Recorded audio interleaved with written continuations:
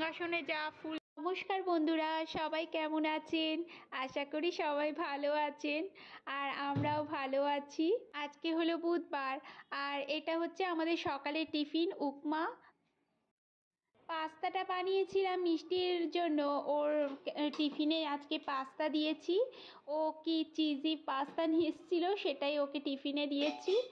আর আমরাও একটু ছিল, ওইটাই ভাগ বাট্টা করে খেলাম।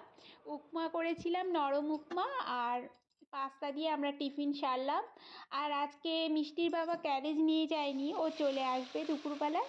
ওই জন্য একটু বেলাতেই রান্নাটা বসালাম, ধীরে সুস্থে আজকে রান্নাটা করব।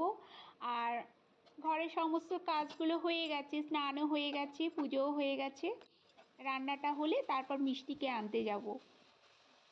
অনেক দিন ধরে একটা পেঁপের টুকরো ছিল, ভাবছি শিমও আছে যখন মুগ ডাল করব। পেঁপে আর শিম দিয়ে খুব ভালো লাগে নিরামিষ করে রান্না করলে। আর ডালটা বিশেষ করে করা মিষ্টির জন্যই। আর একটু ডিমের কারি করব একদম কষা কষা করে। আর কুকারে একটা সিটি মেরে নিয়েছিলাম, ডিম আলু একসঙ্গে ঝট করে হয়ে যায়। কিন্তু একদম খেয়াল রাখতে হবে যাতে বেশি মানে সিটি না পড়ে যায়, না হলে একদম ঘেটে যাবে ডিমগুলো। না হলে একটা সিটিতেই আমি নামিয়ে দিই, আমার কোনোদিনও এরকম ফাটে না বা কিছু হয় না। আর ডিমটা সেদ্ধ করার সময় একটু তেল আর একটু নুন দিয়ে দিলে মানে ডিমটা ফাটে না। তেল মানে বেশি তেল না, 2 ড্রপ মতন তেল দিলেও যথেষ্ট। আমি এদিকে পেঁয়াজটা একটু ভাজা ভাজা করে নিয়েছিলাম, আর একটু টমেটো পেস্ট, কাঁচা লঙ্কা পেস্ট, আদা রসুন পেস্ট, আর ঘরোয়া যা যা মশলা আছে, জিরে গুঁড়ো, ধনে গুঁড়ো, সমস্ত মশলাগুলো দিয়ে বেশ ভালো করে কষিয়ে নেব। আর এখন কষানো বেশ ভালো করে হয়ে গেলে একটু গরম জল দিয়ে দেব। বেশি গ্রেভি করব না, মানে ঝোলটা বেশি রাখবো না, যেহেতু ডালটা করেছি। 4 পিস দিয়েছি, কারণ আমরা এখন 1 পিস করে খাবো, আর মিষ্টি খেলে রাতে 1 পিস খাবে, ওই জন্য একটা এক্সট্রাই বেশি দিয়েছি।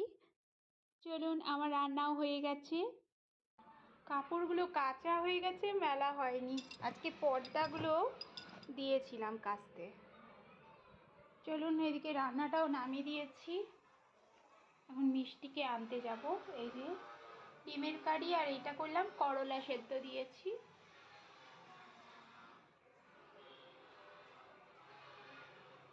হ্যালো বন্ধুরা, এই যে রান্না বান্না হয়ে গেল, এখন মিষ্টিকে আনতে যাচ্ছি। আর মিষ্টির তো স্কুল খুলে গেছে গতকাল থেকে, মঙ্গলবার থেকে, আজকে বুধবার। টিফিন খাওয়ার পর ঘরের কাজগুলো করে স্নানটা করে নিয়েছিলাম, তারপর পুজোটা দিয়ে এখন রান্নাটা করলাম, করে এখন মিষ্টিকে আনতে যাব। চলুন, 1টা বাজতে যায়। এই যে ঘড়িতে আপনাদের একবার দেখাচ্ছি, এখন 1টা বাজতে যায়। এখন মিষ্টিকে ছাড়ে, 1টার সময় ছাড়ে, এখন আনতে যাব।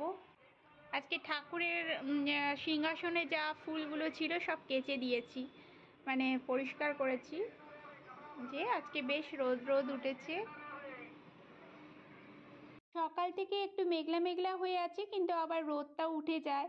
ভাইজ্যাকের ওয়েদারটা এরকমই থাকে, মানে একটু সকালের দিকে মেঘলা মেঘলা কুয়াশা, দেখুন দূরের পাহাড়গুলোও দেখা যাচ্ছে না। কিন্তু এখানে বেশি ঠান্ডা থাকে না, হালকা হালকা গরমও থাকে। চলুন, মিষ্টিকে আনতে যাই।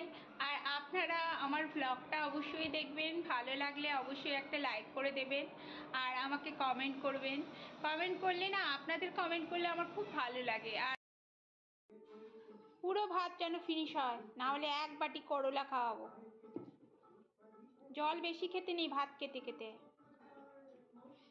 রোজ একটু করে ভাত নষ্ট করে, ওই জন্য আজকে ওকে একটু বকা দিয়েছি, না খেলে করলা খাওয়াবো। চলুন, আজকের ব্লগটা তাহলে এখানেই শেষ করছি। সবাই ভালো থাকবেন, নমস্কার।